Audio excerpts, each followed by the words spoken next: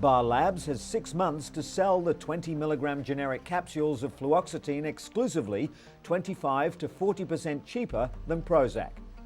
The famous green and yellow pill generated $2.6 billion in sales in 2001 for Eli Lilly. Prozac is the biggest selling drug yet to lose its patent protection after an Indiana judge recently ruled in Bar Lab's favor. According to Dr. Stuart Schweitzer, professor of health economics at UCLA, there's little difference between Prozac and the generic copy. A Lilly spokesman said that the drug maker has been planning for years to lose its patent and is not likely to cut the price of Prozac. Lilly will try to make up lost profits with 2 new versions of Prozac set for release, including one that's taken weekly. Lilly plans to appeal the patent dispute to the US Supreme Court, but believe the High Court is unlikely to hear the case. Bar Laboratories, meanwhile, is quickly on its way to becoming the generic giant killers. A patient can spend thousands of dollars a year for the medication Prilosec, also known as Losec, which treats ulcers and acid reflux. But now, millions of patients are getting burned by Prilosec's maker, AstraZeneca. The company has filed lawsuits which delay the patent expiration on their multi-billion-dollar medication. When the patent expires, another company will be able to bring a cheaper, generic version of the drug onto the market. That, advocates say, would save the typical Prilosec user about $500 a year. Competition for patient and insurance company money is growing fierce. When Eli Lilly's patent on Prozac expired, the company lost 80% of its sales in a month to generic versions. Udrix Corporation is first in line to put a generic competitor for Prilosec on the market and is expected to earn millions in its first 6 months. While Prilosec is expected to be the biggest drug patent expiration in history, more will come. Over the next 5 years, patents on almost $40 billion annual worth of drugs are due to expire. Sore throats account for as many as 10 million doctor's visits each year. According to a new study in the Journal of the American Medical Association, antibiotics, the most popular treatment prescribed for sore throats, is not necessarily the best one. According to the author of the study, Dr. Jeffrey Linder, most sore throats and colds are caused by viral infections which are impervious to antibiotics. Antibiotics are most effective at treating bacterial infections such as strep throat. Linders attributes the overprescription to expediency. Doctors not having enough time to perform bacterial tests or patients expecting a quick fix. Overprescription of antibiotics has allowed a new class of a drug-resistant bacteria to develop, which may be difficult to destroy and could lead to extended illness. Though it's yet to become a widespread health concern, emergency room doctors have already reported seeing an increase in drug-resistant pneumonia. In other drug news, Vioxx, one of the top-selling prescription painkillers, may increase a person's risk of having a heart attack, according to a study published in the latest issue of the Journal of the American Medical Association. The research looked at the rate of cardiovascular incidents, such as heart attack, sudden death, and stroke in 2 clinical trials, and found that among people with rheumatoid arthritis, Vioxx may increase cardiovascular events 2-fold. Merck & Co., the makers of Vioxx, dispute the analysis. They conducted their own studies of Vioxx among 28,000 patients, in which some were given Vioxx and others were given a sugar pill. The drug, which is advertised as providing 24-hour relief to osteoarthritis sufferers, is widely used internationally and is currently being tested to see if it can prevent Alzheimer's disease in people with dementia. And the drug that's taken the world by storm. Young people everywhere have been swept off their feet by ecstasy. Once considered a harmless drug only taken by teens dancing the night away at raves and nightclubs, researchers now say they're sure ecstasy can cause brain damage and long-term memory loss. According to Dr. Alan Lechner of the National Institute on Drug Abuse, ecstasy use has spread to rural communities throughout the US and is not just a club drug anymore. Stamped with different markings like the yin and yang symbol and the Statue of Liberty, the pills are pouring into the US from Europe. In 2001 alone, United States customs agents seized over 9 million tablets and expect that number to rise sharply by 2002. As nightclubs pump out the music and kids come to dance, authorities around the world hope that ecstasy is just a passing fad, not an epidemic.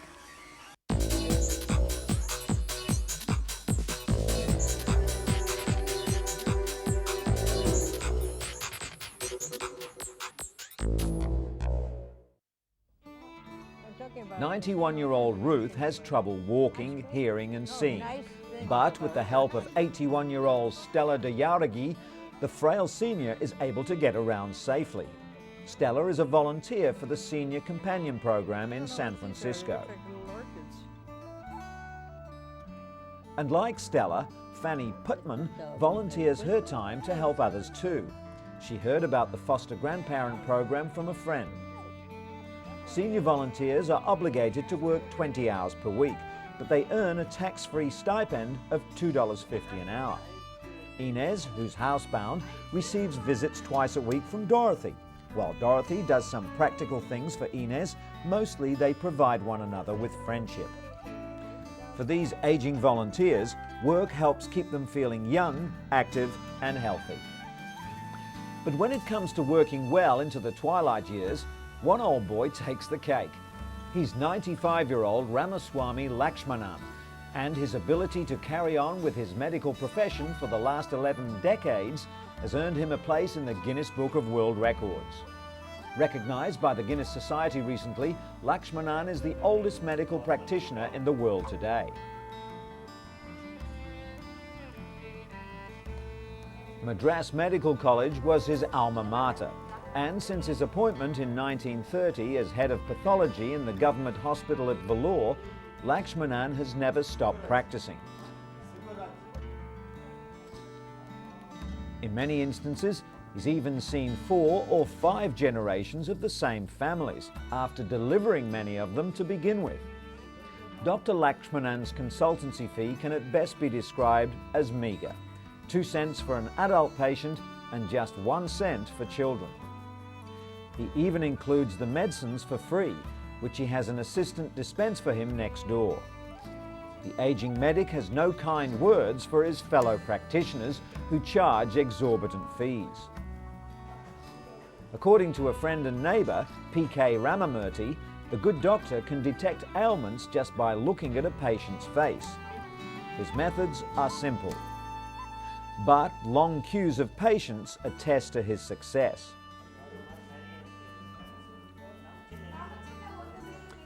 On average, he sees 60 people each day.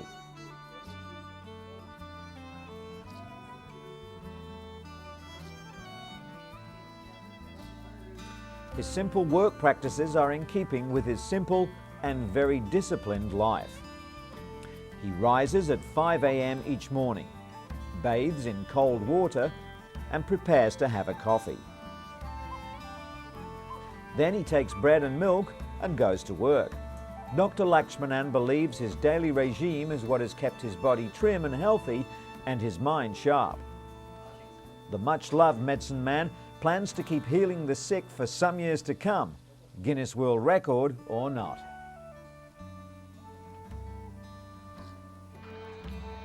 Your skin sags a little, your memory isn't what it was, and your body seems to have a mind of its own. Are these really the golden years? Absolutely. With a renewed focus on fitness, millions of elderly are determined to fight the effects of aging. They're exercising their bodies and minds by dancing, laughing, taking up new hobbies, and making new memories. Some are still winning contests. At this year's Elderfest in Washington, D.C., more than 1,000 older people turned out for a morale boost and reminders to stay active. Drink lots of water and always celebrate the good old and new days. It just goes to show that it's never too late to be fit and fabulous. And proving that it's never too late to be a beauty queen, 91-year-old Dolores Garces was recently crowned Miss Grandmother in Mexico City. Cheered on by their children and grandchildren, 45 women from all over Mexico competed in the 10th annual Grandmother Beauty Contest.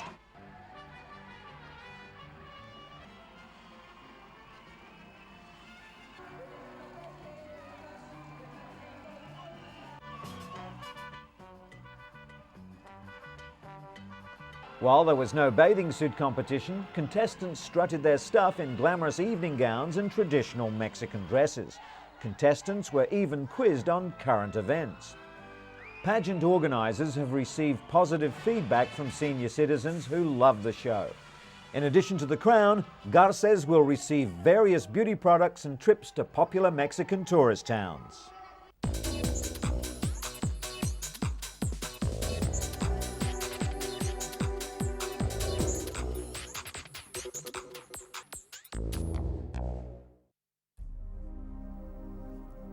In response to the increasing number of anthrax scares in the United States, the Mayo Clinic has released a new rapid response DNA test that can determine if an individual has contracted the anthrax virus in under 30 minutes. Until now, tests have taken several days to identify the presence of anthrax. The test takes about 1 minute to prepare, and the Mayo Clinic claims results are accurate, even if there is a low level of bacteria present. Roche Diagnostics has distributed testing kits to 24 selected laboratories throughout the US at no cost. The test has not yet been approved by the US Food and Drug Administration, and it is not clear when or even if it will be in the near future. Another response to America's anthrax scare is a $25 home test kit. Pure Test claims to detect anthrax spores in the air, water and on surfaces. Some are warning such kits will only heighten already jittery nerves, while others argue they could help reduce unnecessary calls to overloaded police and physicians. Despite alarming scenes like these, the government continues to appeal for calm, but it's a message that's ringing hollow in cyberspace.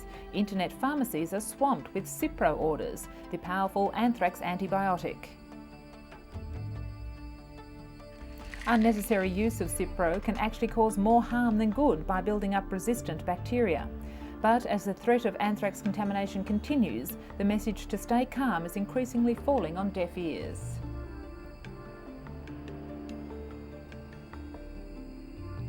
As more people are being treated with the now famous antibiotic, stockpiling and misuse of the drug is becoming a major concern. Capitol Hill staff and US postal workers are already treating Cipro like an old friend during difficult times. The wonder drug kills most bacteria, so the body's immune system can fight toxins released into tissue by the anthrax. But doctors warn this drug must be used very carefully. For instance, if a dose is missed, the anthrax multiplies, but this time with a possible resistance to Cipro. All antibiotics have side effects, but Cipro can be particularly strong, and even antacids can make it ineffective. Experts say antibiotic abuse will hurt more people than actual anthrax exposure. The bacteria may develop resistance to Cipro naturally over the course of years, but with widespread abuse it could happen within months. As a result of the recent spate of anthrax attacks in the United States, biologists and other researchers are taking steps to raise security at universities and institutions where hazardous bacteria is stored.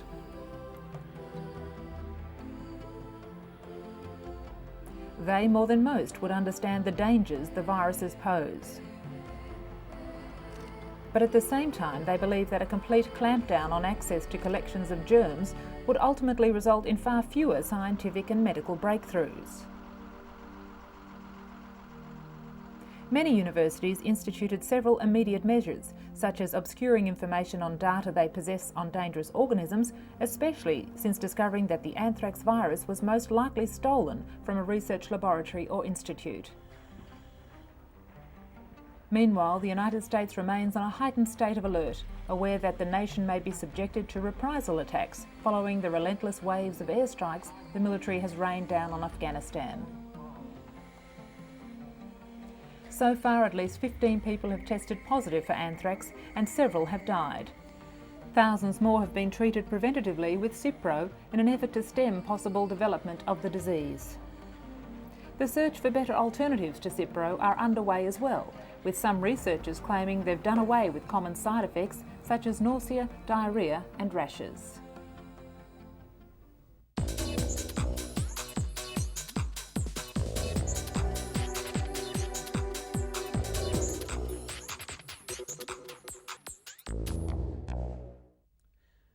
Delia Gamboa suffers from postpartum depression, a crippling condition which affects more than 15% of new mothers. Like many women, she initially refused to be treated, concerned that medication could be passed on to her child through breast milk. It was a decision which proved disabling. But now there's hope for many women like Delia, with new research suggesting mothers can safely take psychiatric medication. Dr. Vivian Burt, director for the Women's Life Centre at UCLA, assessed more than 95 studies spanning 5 decades and believes the findings are conclusive. Healthy babies won't suffer adversely to medication via breast milk. In the majority of cases, the benefits of taking antidepressants greatly outweigh the risks. Delia Gamboa is proof of this, now finally able to enjoy a healthy, happy relationship with her 2 sons. Pacifiers have been used by mothers to calm fussy babies for almost 3,000 years. But mums and doctors have become concerned that pacifier use may result in premature weaning of breastfeeding infants. A new study published in the latest issue of the Journal of the American Medical Association shows that babies are no more likely to stop breastfeeding within the first 3 months of life, whether the mother uses a pacifier or not. The problem unfolds when an infant cries and mothers think they don't have enough milk, so they use a pacifier to soothe their crying infant. Instead, doctors suggest breastfeeding more often to increase the milk supply. The study recommends several alternatives to using pacifiers, including carrying and rocking. Whenever mothers meet, there's always one hot topic of conversation: how their newborns and toddlers are sleeping. Joe and 10-week-old Will and Shana and 11-month-old Perry have an expert listener in Dr. Harriet Hiscock, a paediatrician at the Royal Children's Hospital in Melbourne, Australia. Dr. Hiscock has surveyed 740 new mothers who've had problems with their child's sleep. She advised them when to calm their fussy babies and when to let them cry, which not only ensured better sleep, but helped the mums ward off postnatal depression. The controlled crying approach thus improves the well-being of both child and mother. Sally Bernard takes a break from her hectic schedule to visit with her 13-year-old son Bill. He was diagnosed with autism at age 4, but she says he showed symptoms almost 2 years earlier. Just down the hall at a Cambridge, Massachusetts hotel conference room, Sally takes part in the first public hearing on the risks of mercury used as preservatives in several childhood vaccines. Hundreds of medical experts also attend the gathering before the US Institute of Medicine, including Dr. Jeff Bradstreet, who's studying the mercury levels in about 200 autistic children. He believes they had many times more mercury as other healthy infants and suspects that mercury may cause autism. Studies have shown at just 3 months, some infants receive more than 100 times the EPA safe limit for mercury. But whether these exposures cause developmental disorders warrants more research. The FDA says older vaccines still contain thimerosal, a preservative containing mercury. But all childhood vaccines are now available without this preservative. And so we come to Ganga and Jamuna Shrestha. They were discharged from Singapore General Hospital recently and were able to go home with their parents to Nepal. The now separated Siamese twins will live in the Nepalese capital Kathmandu with their family and will be supported by a team of medical experts from Kathmandu Hospital.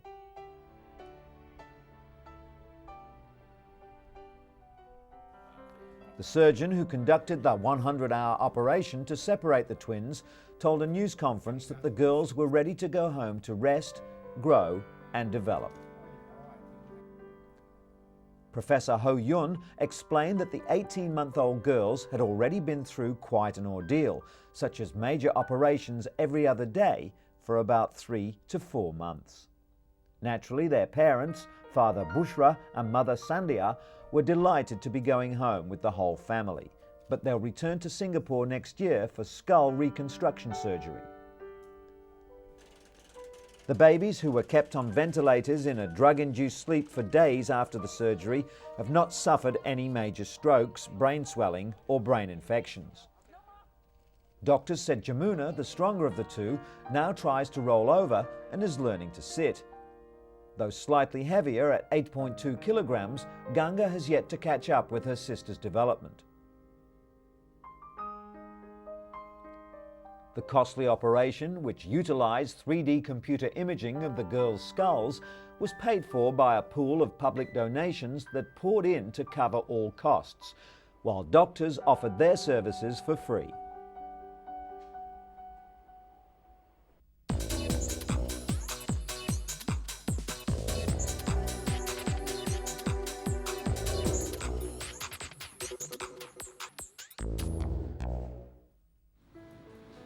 Architect Alison Dunn has multiple sclerosis, a neurological disease that strikes younger people. While severe MS symptoms include paralysis, Alison suffers a milder form known as remit and relapse. Under current guidelines, doctors could only diagnose her after the second attack, but now there are new international guidelines being launched to diagnose the illness in far less time. MRI scans will now be done as soon as a person suffers their first attack. The brain images are so advanced that they can quickly expose the MS lesions before nerve damage becomes more pronounced.